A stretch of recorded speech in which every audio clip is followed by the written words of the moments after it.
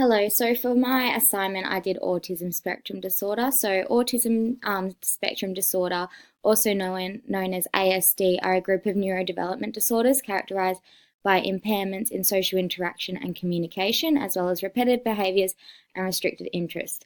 Those with ASD are associated with related behavioral concerns, so inappropriate or inadequate social skills, family related concerns, or educational related concerns, and it also affects the ability for children to form relationships with peers. Many students with ASD have inappropriate behaviours around the areas of social skills and communication. Inappropriate behaviours may frequently be attempts at communicating feelings and needs, making requests, or gaining attention. So, some characteristics of ASD include language, so they have abnormal development patterns.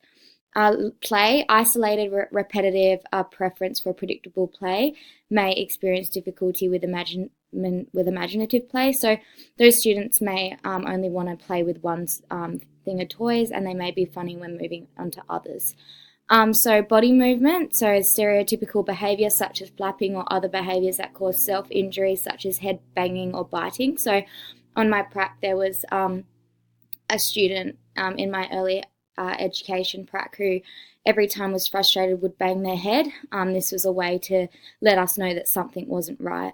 Also rituals and routines. So a change of routine can result in a tantrum or which is like a high level of stress. Sensory processing differences. So difficulties in processing certain sounds, colours, tastes, smells and textures. So, a way to support these children, I've come up with 3 evidence-based practices. So, I find that inside the classroom, students with autism work the best with visuals in front of them. So, on my prac, I was at Creaney Education Support Centre for my early childhood prac, and they use both the visual task display and the visual supports PEC system, which really worked well with the children. So, for PECs, the Picture Exchange Communication System, that allows children with autism with little or no communication abilities to communicate using pictures. So PECS works well in the classroom as students with autism are able to communicate their needs, wants, frustration and angers. It's been noted that individuals using PECS not only learn to make simple requests, but they can also be taught to convey particular information such as quantity, colour or size.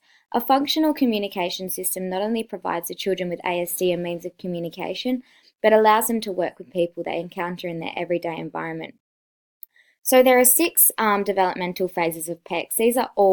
This is what the child goes through when they were using the picture exchange system. So phase 1 teaches the child to physically exchange a picture of a preferred item with another communication partner. So that's phase 1.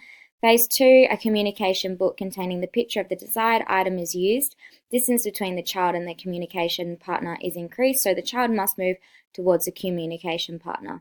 This phase targets spontaneity and generalization to various contexts and communication partners.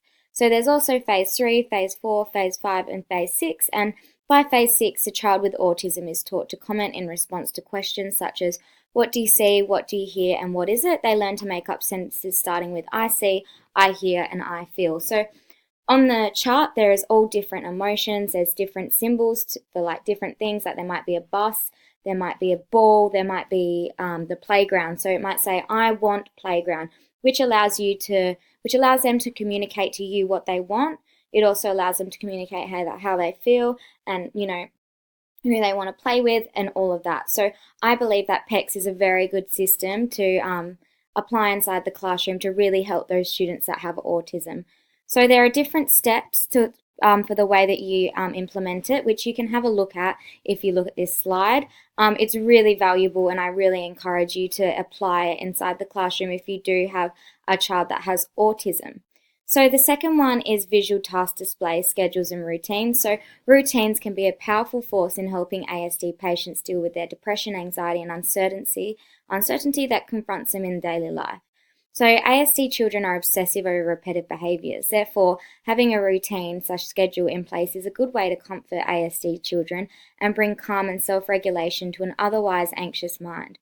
Routines can be powerful in reinforcing a feeling of well-being and stability for autistic individuals. So visual task displays, schedules and routines are a good implementation to have inside the classroom to inform students of their routines throughout the day. So this was also implemented inside the classroom at Creaney Education Support Centre. They all had a schedule, an individual schedule, and when they were going to the next task, it'd be on Velcro, so they would take the task, go and pin it onto the other where the task is, and so that way they had a distinct view of what they were doing throughout the day, and they were able to take their sign to the activity, so they have a visual interpretation of what the next activity is.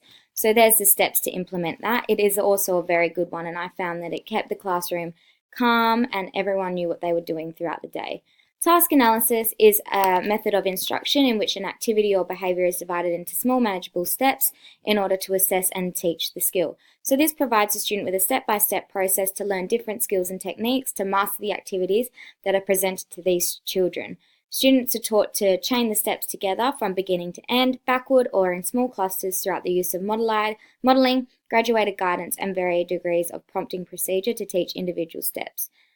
The application of task analysis can prompt to change behaviours, which has been successfully demonstrated in numerous studies. An example can be completing a worksheet.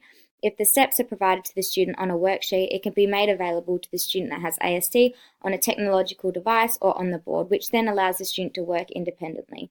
Then the students can refer back to the discrete steps made by the teacher if they have any trouble completing the worksheet. So the implementation is there, and the steps are also there as well if you want to have a look. So all in all, it is important in the classroom to ensure that the student is listening before the instructions. It's also important to keep verbal instructions short and simple. It's important to allow student time to process the instruction. It's important to check students' understanding, and it is important to ensure that student understands the meaning of the visual cues.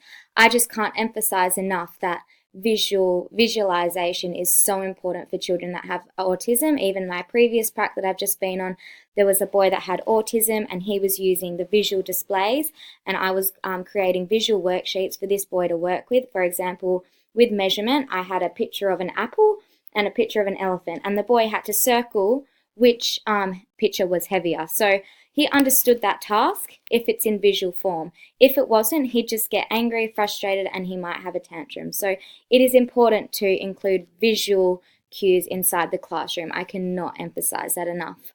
There's just some expressive language strategies in there as well, and here are some important resources that you can have a look at that support autism awareness. So thank you for listening. See ya!